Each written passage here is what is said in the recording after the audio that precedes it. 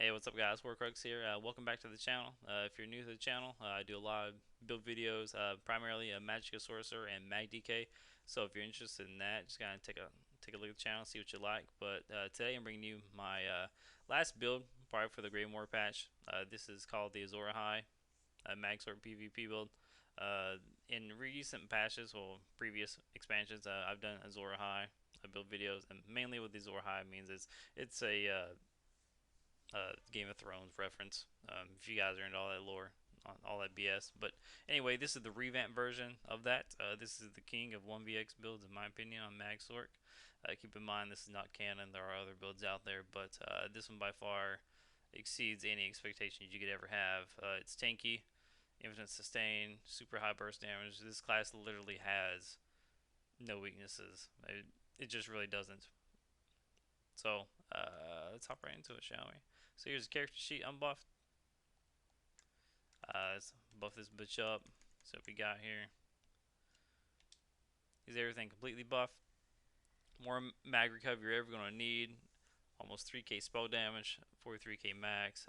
Crit resistance will remain the same. We're going to be changing some of the traits later on just when we get enough stones because impen is much less valuable this patch. So you want to trade a lot of those traits that you would have had for impen for something either like sturdy or well fitted, which we will be running on this patch, or this build, excuse me.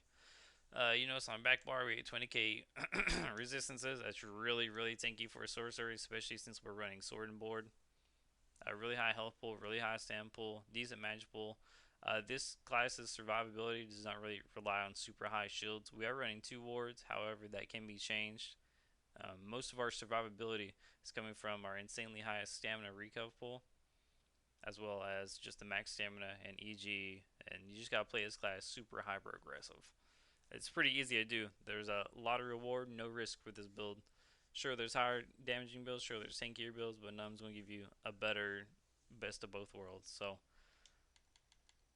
Bewitched Sugar Skulls, this is, in my opinion, the greatest food you could ever toss on any class. It gives you all 3 of your stats plus health recovery. Health recovery is really good this patch because healing's been nerfed quite substantially. And on this build in particular, we're not running any direct damage heals. So it's very important that we have as high as health recovery as possible. Next, we're running the Mage Mundus. Uh, we do have some divine pieces on. Unfortunately, we'll be swapping those to well fitted here in the next coming week or so. But as of right now, we're running the Boon Magus Mundus Stone. This helps with our sustain and damage. You can roll with other shit, but to be honest, more max magic the better. High Elf. Uh, High Elf is especially strong because depending on what stamp pool or what stat pool is the lowest, uh, you'll get a little bit of recovery back in that one. Max Mag, of course, and spell damage. You could go with Breton. You don't need it. Yari, way too tanky to begin with, and you sustain way too good. A Breton would just kind of be a waste. Dark Elf is another alternative. You would have a higher max Mag pool, or excuse me, max sample, and a little bit less max Mag. So if you had to go with the race, either Dark Elf or High Elf, they're pretty much one and the same. Alright, so let's go ahead and hop into the build. Think that we got all that hoo-ha out of the way. Alright, first up we're running Engine Guardian. You'll notice the traits training. This will be well fitted. Um, all my small pieces are going to be well fitted at one point. So Engine Guardian gives us the health recovery. They changed this. You don't get as much as of your magic and stamina pools as you used to, but it does proc 250% more often because in the last patch it was only 10%, now it's 25%. So instead of getting more max magic, max stamina back, you actually get more health instead. So which is really good in this build since we don't have a direct heal. We do have a lot of healing over time abilities. So running Engine Guardian is just perfect on Magicka Sorcerer. It gives you Magicka, perfect. Gives you stamina, well, you can Dark Conversion to Magic, perfect. Gives you heal, perfect. So this is, in my opinion, the best set you could run on Magicka Sorcerer right now in Open World Cyrodiil. Plus, it can tank a lot of shots, and in addition, when the little fucker comes up, see if we can get him to spawn real quick. Of course, yeah, 25% my ass. 25% my ass. So You can also apply a ward to him. You see his health bar there? Your hardened wards also go to the Engine Guardian. So you're going to tank up a lot of damage with just that guy alone. Alright, so next up we're running Amber Plasm. I'm so glad they buffed this. This has probably been one of my most favorite sets in the game in general, even before they got the buffs. So now this gives you stamina recovery, magic recovery, and health recovery for the 5-piece. It used to only give you 250 magic and stamina recover, but now they've upped that, and in addition they also added health recovery, which is great for this build because, like I said, we're not running a direct heal. This is a super tanky little hot build, if you will. Gives you max mag, spell critical, spell damage. I wish spell critical was something else, but critical strikes are a little bit less underrated now because of the intrinsic base buff to your resistance. I think it's either 1350 or 1650. You have a base a crit resist stat, so crit is less beneficial, but still yet it is very beneficial on this build because most of our heals, actually the majority of our heals are coming from our crit, so it's very important that we get it as high as possible. So it's not that wasted of a stat. Alright, so next up we're running is going to be Shackle Breaker. This gives us everything we need: stamina recov, mag recov, max stamina, max magicka, spell weapon damage. You don't really need weapon damage, but it's just a great set. It really ties in well, synergizes really well with Amber Plasm, since both these sets are sustaining and damage and tanky in nature. So running both of those on both bars is really advantageous. Now, when it comes to the jewelry, so you'll take a look at my traits. I'm just being kind of lazy about this, to be honest. A lot of divine traits. I'm sure some of you guys are like, oh, Hoarcrux, why don't you just run Shackle Breaker on the body and then Amber Plasm for the jewelry? That'd make much more sense than having it. Well, listen, the reason I do this is because I like to look badass, okay? Now, I don't have the Amber Plasm motifs. I even looked in Tamriel Trader, I couldn't find any. They're a little expensive, and you know, whatever. Like when you get to end game, like, as long as you look badass, it doesn't matter if you suck at the game or not, just as long as you look cool. So that's why I'm kind of taking the hard road and going to do a trade change in all these, just because I like the way it looks intrinsically. On the jewelry, it doesn't matter how you mix and match them. Just be sure that your weapons and armor, you know, whatever, you have 5 pieces of each. Jewelry, however, we're getting 2 recovs and spell damage. In BGs, I'll upload a whole BG match after this. I'm a 19-0, not kill stealing, 1vxing the entire time. And even in no CP BGs, I was very well over sustaining. I do have a couple of clips in Cyrodiil, but I still have to edit them, and that's going to take a little bit of time. So I'll probably just end up loading the BG clips after this, just to kind of show you this build in action. So it is what it is here. Like I said, you could drop a recov for spell damage if you want a little bit more spell damage. So on the weapons, the weapons are kind of a different way of thinking. So we're not running infused or nerve honed. I do have 2 different variants. I have one with charge and one with sharpened. So I'm running charged just because of the stats effects. So that's 220% on top of, in your destruction staff skill line,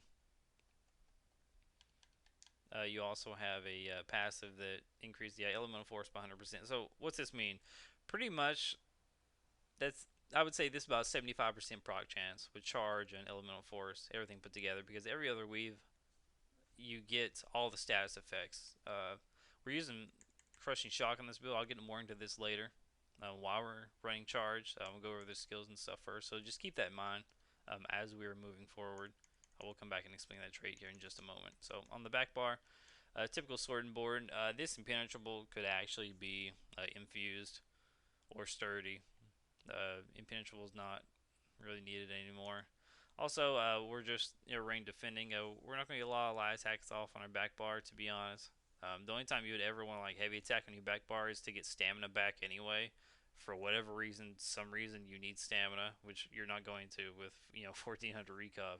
But we have absorb stamina enchant on that just to synergize a little bit well with the heavy attack that you may or may not have to do. You can run poisons if you want, but you're not going to be light attacking much on your back bar.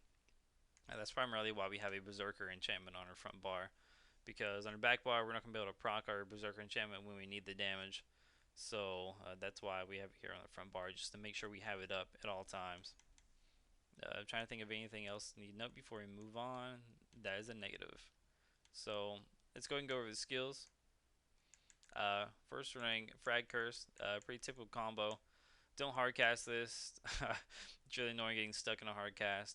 Curse, Inner Light, this gives us a little bit of damage. We can detect Night Blades, which are incredibly annoying, and also gives us our crit because this is a very self-sustaining build. The kit that I'm running, it has your Major Sorcerer and crit built in, so you don't have to run expensive pots to compensate. Because the last thing I want to do is just keep throwing money into a build just to have fun on PvP. You know, that's pretty shitty. Next, we're running Crushing Shock. Now, the reason we're running Crushing Shock over Ellie Weapon, coming back to our original logic, running Charged. Okay, so Crushing Shock does instances of all three. This can proc all three stats effects: a minor vulnerability, burning stats effect, and concussed. So concussed gives you 8% more damage on that target.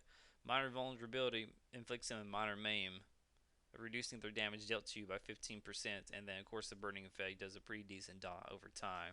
So with charge, so you see stats effects, we already have minor vulnerability and concussed. Cast it again, concussed, cast again, minor vulnerability, concussed, minor vulnerability. Can this thing not be burned? Okay, there's a burning stats effect. That's pretty weird. But essentially what I'm trying to get at, every cast, you're going to be inflicting them with a stats effect of some kind. So having this Nernhoned or sharpened or infused, in my opinion, is just not optimal when you could be inflicting them with all of the stats effects that I just mentioned, pretty much at all points, in the fight. You have to wait on this if you're in shock enchantment. For example, you have a chance of that one shock glyph maybe proccing concussed. So this is all around the greatest that I would go with. Crushing shock and charge is a really good combo. It's very underrated. A lot of people are sleeping on this, especially in duels. So maybe more people catch up. There's a lot of classes I wouldn't run it on. Mag DK I would definitely run it on, and even Mag Sword, because like I said, if you're using Crushing Shock or Force Pulse, you're spammable. Pretty much whoever you're targeting is going to have all three of those stats effects up at the same time. So it's in both offensive and defensive mindset. So keep that in mind. Next, ring Streak. This is our skill shot CC, probably best CC in the game. This is a very aggressive build. It's important we have this on our front bar. It stuns, unblockable, undodgeable, pulls people off stealth, all around great skill. Shooting Star. You can swap this out for Frank, the Atronach. Shooting Star is kind of meh, really. It doesn't do too terribly a lot of damage. It costs a shit ton of magic. And, it can be blocked, and for some reason, you mess up your streak or whatever, your burst is just going to go to waste, and then you're just left sitting. So, Frank is probably all around the better alternative. Your ward stack on him, it's an AoE stun. He does a lot of damage over time. You can kite around him, unless they have you tab target or whatever. So it's kind of up to you. But Frank would be my first suggestion. Shooting Star second, and then third would be Overload. Back bar, Dark Conversion. Like I said, this is probably one of the most valuable skills in our kit. Injured Guardian gives us stamina. We move over to Magicka. So this simply just converts your stamina pool, your magical pool. You have insanely high stamina recov and stamina pool, so you're never going to run out of Magicka. Next, running Harden Ward, just typical sorc ward. Dampen Magic, you could possibly get away with not running a secondary ward, but I found that sometimes when you get super low, like below 50%, when you're almost in execute range, it's good to have a backup ward. I try to avoid casting this as much as possible because it does cost about 10% more than your hardened ward, and it's a lesser shield. So only use a dampen magic when you absolutely have to. Like I said, you could swap this out for a Daedric Minefield, which I don't have skilled. It's a very, very good ability. Probably one of my favorites on the sword class. for the simple fact that it forces your opponents to play different. It hits hard as fuck, and if you can get enough of these stacked in one area, this ability alone can one-shot people. So let's keep that in mind. Last skills on the bar, running Critical Surge and Boundless Storm. Now, healing was nerfed by approximately 20% this patch. Well, the good thing about Critical Surge is this heal that gives you the 3300 per second does not get nerfed at all. That's a flat 3300 no matter what. Doesn't matter what your spell damage is. Doesn't matter how high your max magic is. That's a flat 3300 across the board. So we have Boundless Storm. This is very important to keep up at all times. This gets little mini crits, which procs a crit surge, and again, Crushing Shock does 3 instances of damage. So pretty much every weave of Crushing Shock, you're always going to crit. You're going to constantly be healing. Streak can crit multiple targets. So you need these two up at all times. If one of these fall off, you're going to get squished. So it's important to keep your health capped off as much as possible. Last on our back bar, we have Temporal Guard. This gives us minor protection, reducing incoming damage by 8% on our back bar. Since we are running Sword and Board, this is probably the best alternative other than Sword and Board ult, which it's kind of memey sometimes. So Temporal Guard's just great in general because it offers the passive damage mitigation, and in addition to that, you also get access to a concentrate barrier. So whenever you block on your back bar, which you will quite occasionally, you do get like a little mini shield that does recharge over time, so that's very helpful.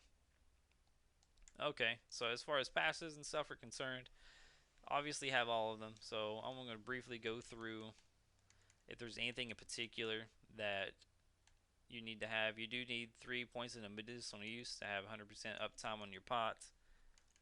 Obviously Undaunted. There's really nothing else that sticks out to me. Just have most of the passes that you can afford. Of course, prioritize skills over anything. So the basic burst combo is very simple, very potent. You want light attack curse, light attack weave, light attack streak with the proc frag. That's the ideal combo. So let me see if I can get a proc frag. Since they did remove animation canceling, it is a little bit harder to pull off the combo. See right there, like I turned to streak and it didn't let me streak. Of course, the lag in serial is just kind of mad right now anyway. I already serial up with the houses, like just this game in general. And we're not going to get frag proc, but essentially, light attack curse, light attack weave, light attack streak frag. It's a lot easier to do it on PC just because you have access to mouse and keyboard. And the fact that they did away with animation canceling makes it a little bit more difficult, but not impossible. Sometimes you don't lead off with the frag. It's just really depends on the situation. But that's the basic burst combo, and that, in my opinion, kills most people, especially around the 20k health threshold, 20, 22k, if they're not paying attention. Alternatively, instead of running Inner Lives, which I wouldn't suggest it, you could run the Execute. The Execute is just kind of annoying to get off. You have to have this on your target before you go in for your burst because they can dodge roll this. It's pretty annoying, but they can. So, in my opinion, Inner Light just gives you more overall damage and gives you 10% more crit, which is very important to keep your heals up as well. Pots that we're using, you always want to have detection pots on you at all times because night blades are really annoying. The best pots to use are the tripods. You can use the crown sword ones, or these you can buy them. Check Tamriel traders. Sometimes you can snag them up before they get too expensive. This really turns the build up. Character sheets this. Pop this. I mean, it's a lot of health and stamina recovery. Alright, so trying to think what else we're going to go over. We'll go to champion points here in just a minute. See if there's anything else that really pops out that I need to mention to you guys, because I want you to have a full understanding and really appreciate this build. Alternatively, you could run LA Drain instead of Inner Light. It depends on your situation and your pots. If you're running crit pots, yeah, I'd toss in LA Drain. That would be my suggestion. Alternatively, if you didn't want to run the Sword and Board, which I highly detest not, you could run Rapid Regen and toss on a Shackle Breaker, a defending back bar staff. That's also alternative. Be sure you have all your Sword and Board passes. I forgot to mention that. And that pretty much does it for the build, guys. We go over CP. CP is kind of irrelevant. I am 600. Keep that in mind. People in the comments are always dogging me about my CP, but anyway, keep them pretty evenly spread out in this. Elfborn, Spell Erosion, LA Expert, Master at Arms. 56, 31. Yeah, you may not need this much crit resist. Up to you. Get Bastion up to at least 20%, and then the rest of your points just toss into here. Next, got one in Siphoner just because it inflicts a status effect and needs to be cleansed. It can fuck with some proc sets that cleanses effects. This could be one of them, and it's completely useless. Warlord, get this up to about 20%. Arcane's Mooncalf, get these up to 10%. And then Tumbling Shadow Ward, get these up to 20% as well. And that about does it for the build, guys. If you have any questions, comments, things I did wrong, things I could improve on, please leave them down in the comments, okay? And like I said, I will be uploading gameplay, no worries, of this build just so you guys can see it in action. And, with that being said, like and sub. I'm almost at the 1,000 subscriber threshold. If I could hit that, that would be fan-fucking-tastic, you guys. That would be a pretty good milestone on the channel. So if you like what you see, please, please, please subscribe. And keep an eye out for the DK builds. I'm also working on a Magicka Necromancer and a Magicka Warden build. So if you want to be notified on that, please click the notification button as well, just so you don't miss it. So you can be the first person in Cyrodiil or first group of people to run the broken shit builds I come up with. So with that being said, you guys have a great day and stay safe out there. Deuces.